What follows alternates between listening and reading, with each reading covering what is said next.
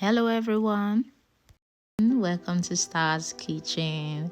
Yes, I know it's been a while. I'm sorry. I've just been, you know what? I've had a lot. We've moved house twice. And in between, there've been a lot of things going on that I was just away. Okay, so, but even at that, I always had you guys in mind, had Star's Kitchen in mind. And here we are again today. And thank you. So, guys, today we're making something nice. You can see from your view already. So if you've been following us for quite a while, you know what Star's Kitchen is about. It's all about old recipes. And if you agree with me, jollof rice, party jollof rice is an old recipe. So today I'm going to be sharing with you the secret behind that party jollof rice that you go to celebrations for. Even if you don't like to go to the party, even if you don't like the celebrant, even if you don't like the venue, you just go for this party rice because it's always different from what you can make from your kitchen. All right, today I'm going to be sharing with you few tricks, how this works. It's free. Yeah, I'm giving it to you free. I'm going to show you how you can make this happen in your own kitchen. You can have this every day, every week, once in a month, like me and my family, and it will come out exactly as you want. Stick around. Thank you. Alright guys, as you can see from our recipe display, I have lots of things here because today I'm also making some other recipe which the video are going to come up later, but however, just concentrate on the ones I'm showing you for this particular food. I have here some chopped garlic that's going to go to season our meat, our chicken, beef, and other things. I have here some bay leaves, about 6 of them, but I think they'll make up for like 4 whole leaves because these are broken. So like I have like 6 pieces there, so they're gonna make up for 4. Okay, so depending on how much quantity you make here, that's our chicken. Well, I have here 6 cups of rice. Sorry about the noise in the background, my kids are home. Yeah, sorry. All right, 6 cups of rice. Good. This is parboiled normal good rice. Yeah, any rice can do, whether you need using your father rice, anyone. We have some vegetable oil. I'm not going to be using only the vegetable oil for this jollof rice recipe. As you watch the video, you will see other oil I'm going to add to it, but yeah, I'll also use some of the vegetable oil as well.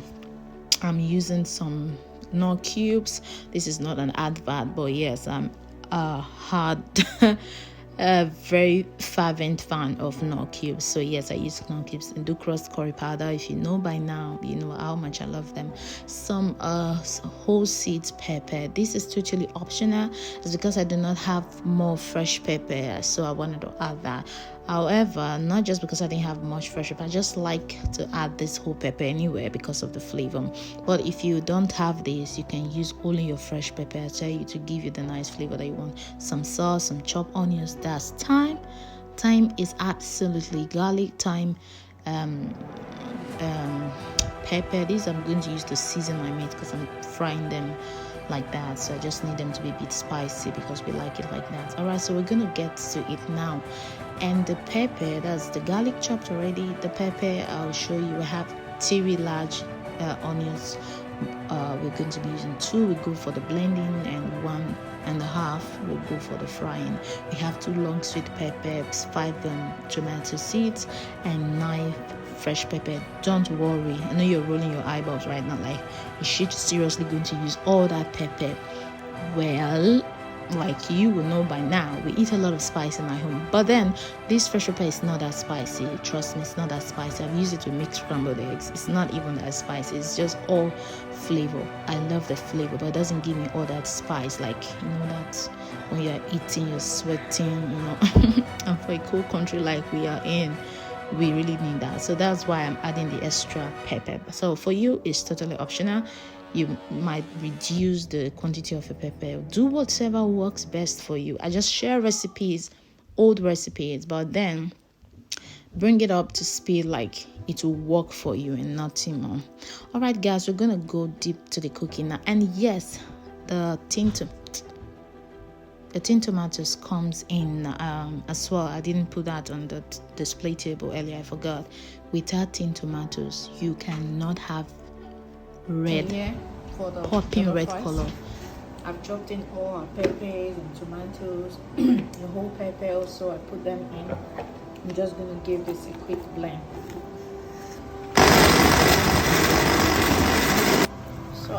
has been boiling for some minutes, so this is just okay. It's good enough.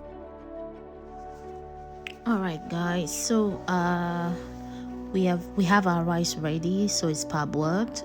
Naturally, I would wash my rice with hot water or warm water, but in this case, because I had other things doing, I just left it and put it in the pot, left it on the burner for like 3 minutes, basically maybe 3, even less. Than the moment it just started to bubble, I took it off. So for you don't have to boil that, because I know I wouldn't be able to have the time to start washing, soaking and all of that, and I didn't want to leave it for too long, so I just quickly boil it. But it's normal, it's better for you to just wash it with your hot water, boil it or leave it in your bowl, add hot water, stir it, then wash it out. So here in our pot, now we're going to go straight to the making the sauce for the party jollof rice. I have just added a half cup of a full cup. There's a full cup makes 25, 250 ml, so I'm using half cup, which is 125. So I just added half cup of fresh vegetable oil. Then I'm going to add 1 full cup of, this is the oil I was telling you about earlier. So this is also vegetable oil, but it's vegetable oil that I've been using to fry my meats. Now this is the bomb. This is the secret of that jollof rice. The smell, the taste, everything comes together to give you the uniqueness. A lot of people say, yeah, party jollof rice tastes unique because it's made with firewood. Yes, that's true, but I'm telling you, the jollof rice I've been making in my kitchen, friends, family that come around, when they test, they're like, did you go to a party? This rice is tasting like something from the party you get from that. I said, no, I made it from my kitchen. You won't believe I did not use firewood here, except when I can, but then I still get it because I use the things that are necessary, the things that works. This is a tip I got from women who have been making jollof rice all their lives. So trust me, when I tell you this works, it works. And I've made it like more than 20-30 times for my family, so I know what I'm saying. Just try it and let me know. Drop it in the description box below, this comment section, let me know. So I let that heat up a bit, then put in our chopped onions. We use a big bulb of onions and a half, so 1.5. Don't worry if you're not getting the recipes correctly, but don't worry about the sound in the background. My son is here, so yes, you will know that he's here if you understand what I mean. So yes, let the oil heat up for a while. So altogether we have a 1.5 cup of oil there. Now heat up for a while, put in our onions, and you saw from the view, the moment I added our onions, I put in the bay leaves immediately. So you basically fry them together, and they're going to add in our thyme. Now the bay leaves, the onions, the oil, and how well fried the onions are the game changer for this party jollof rice. Believe me when I tell you, this works like magic. You try it and find out. So you're going to put all of this in like you see me do. Stir it, leave it to fry. We will leave our onions to be well fried in our oil, and it looks as though it's bonny when you have all those brown edges around it. Don't worry if you think it's bonny. All that burnt smell is what makes party jollof rice. Do it, even if it's with 1 cup of rice. It's just for you to split the recipe into like the quantity of the ingredients I have shared now. Split it into the quantity of rice you're making, then you get the same result. I use 6 cups. I'm using 2 sachets of tomatoes. If you're making the sachet, you can add the canned ones. You can't find the canned one, you can use a tomato puree, but maybe not the one so you can figure it out and you'll be fine. Each of the sachet is 70 grams, so find a way to figure out 70 grams. So altogether we're using 140 grams of tin tomatoes puree. Alright guys, so just a little bit. You see my onions is all crispy at the edge, looking a bit burnt. It's not burnt, even if it's burnt. All of that gives it a flavor like I said earlier on. So we're just going to keep frying it. At this moment it should be nice and white for you to turn down the heat speed on your burner just to reduce it to minimal. So your tin tomato doesn't burn, but then keep frying. That's the trick. You need to leave it to fry for at least 6 to 7 minutes. Okay, occasionally stir it. Don't just leave it there to be doing its thing. See, if you look at my bonnet speedometer, you will see that it's reduced to the minimum. So you just keep frying. Now look at that. When you see that it's all frying and it's all completely mixed in the oil, it's looking a bit toned, like as though it's roasted. So you can put in our pepper, which we blended earlier. Don't worry if you cannot get the full quantity here. Look at the description box. I'm going to add it to the video when I upload it. Yes, you're going to see there. So just follow it carefully. You know the amount and the quantity of everything that I use, and that's it. So while it's going to stir, we're going to cover it with a cover and just leave this. I'm just wasting what is left from the blender. We're just going to leave this to simmer for maybe 10 to 15 minutes. So while you're depending waiting on for how sauce to thicken up before that our is. rice So go in, that is occasionally stir so it doesn't get burnt. We want that to dry up completely, so we don't looking waste as though it's completely dry. No, you can't find fluid in it, just the tomatoes and the oil 2 cubes before of put in the rest things. Alright, so this which is the 1 measurement tablespoon, for the insect that is going to go in when that is ready. I'm just showing this because I know there are some people who do not get this knorr cubes. They get their powder season. Okay, their season comes powdered, so it doesn't get complicated how to measure it. So these 2 cubes, you know, you have 2 cubes inside, but it makes for 1 cube, right? So these 2 makes for 1 cube, and this don't forget 1 cube, it's the same measurement as 1 full teaspoon. Sorry. So yes, I'm just measuring it for the purpose of those who are new to it, who don't know how to, or you have powder season. So this is not so confusing. All right, for all of this seasoning here, they're just going to be 1 teaspoon each. 1 teaspoon leavened, 1 teaspoon garlic, 1 teaspoon seasoning cube, 1 teaspoon curry powder. If you can't find ducros, get any of your curry powder; they will work as well.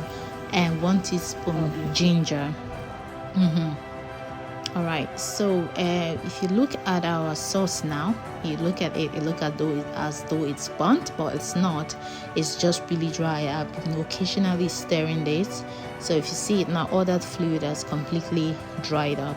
This is what we want. We want this fluid to dry up because we're trying to take off that tangy taste from the tomatoes, from the tin tomatoes that we've already fried that out. So now we're going to go in with all of our stock. Please don't be selfish with your stock water. I know some people make food and like, I'm going to save some for another food, not for party jollof rice. You want it to have rich stock water. Let your stock water be rich. Mine is really rich with garlic, seasoned cube, not heavy, like unnecessarily heavy, but allow your meat to give you their own flavor. I've shared that before in other of my videos. You can check that out to see how well to season your meat. Like, let it boil up, let it release its own flavor, all right, before you add water if need be, so it can cook. So all of my stock cube went in. I poured that in and I added like 1.5 cup of water. So for water, be careful because you don't know how your rice is like, except you know your rice is really the reedy kind of rice. Some rice can just melt in your jollof rice and you don't want that. It's a disaster. All right, so this is my smoked paprika. I add this to also bring out that pop. The rice, the jollof rice, when it's cooked, gives you that pop in red. So this is like almost a full teaspoon of, a full teaspoon, but not completely full, but almost. I've added in my salt because that wasn't in what I added earlier on.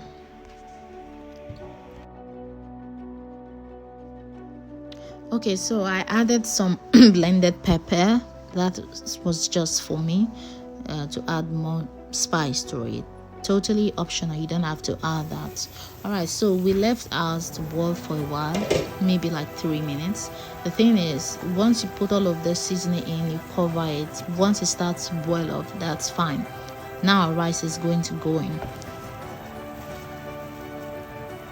We're just going to pour in our rice, stir it, and the basic measurement to do this is that your water, when I mean your water now, I mean the sauce, all of it, your sauce and everything in your pot before the rice going, is just leveled the same level with your rice. Okay, you don't want it to be too much. It's better you don't have too much water in there, and maybe maybe by the time your jollof rice, the fluid in it dries off, you see it's not cooked, you can gently add in more water. Then you have too much water and your rice is completely cooked. And now for you to dry it out to be a problem, so you leaving it to dry, that process your rice gets overcooked, if you understand what I mean. So if you see my rice now, you see that it's the same level, not higher than the water level is not higher than the rice, it's just the same level. That's my boy again. All right, so here you can test for your salt. I have tested for my salt. I see that the salt is okay, everything is just on point. So I'm going to cover it. You can use some parchment paper.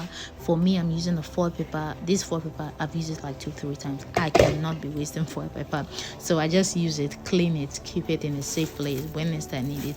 I think maybe after now, then I can toss it in the bin.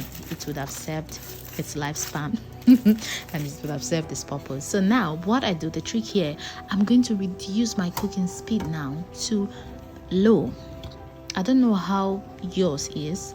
The highest is 9, so I'll reduce mine to 5 or 4, depending on how it is. There's sometimes it could be tricky, some can even still be high, so you just wash it, then you can come back and reduce it. But I'm going to reduce mine to 5. By the time I reduce it to 5, I've covered it like you saw me did earlier, and I'll put a timer on. I have a timer in the kitchen. I'll put a timer on for 30 minutes. 30 minutes. If it's on low speed, minimum or medium, in fact use minimum. If you're using gas, and just use minimum. If it's on low speed, this rice is going to be cooked. Did you see how my rice turned out? It's completely cooked, the whole fluid dried completely, everything is gone.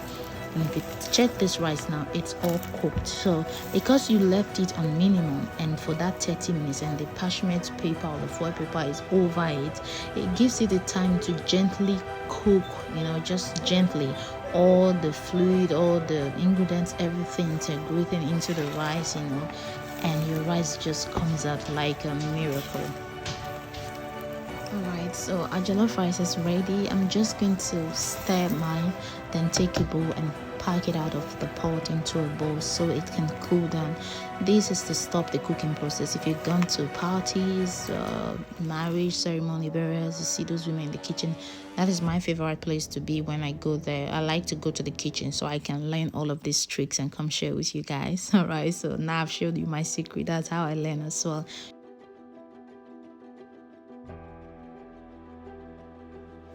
Usually when I go to such places, maybe a party, a friend's wedding ceremony, I go to the kitchen. I see the women do this. So once the rice is cooked, you see them get the big bowls and the big rubber to start packing it from the pot and put it in a bowl so it can air dry. I always wonder then, like, why are they doing this? Is it because they want to wash the pot? No, this is a basic process that you should do, because the pot is still hot. The process of cooking is still going to continue even if it's off the fire, but you have to pack it into a bowl, leave it to air dry, and your rice comes out in strands and it's just perfect. You can leave your rice to air dry for 5 to 10 minutes, and after that you can return it back to the pot, as at that time your pot will be cool by then.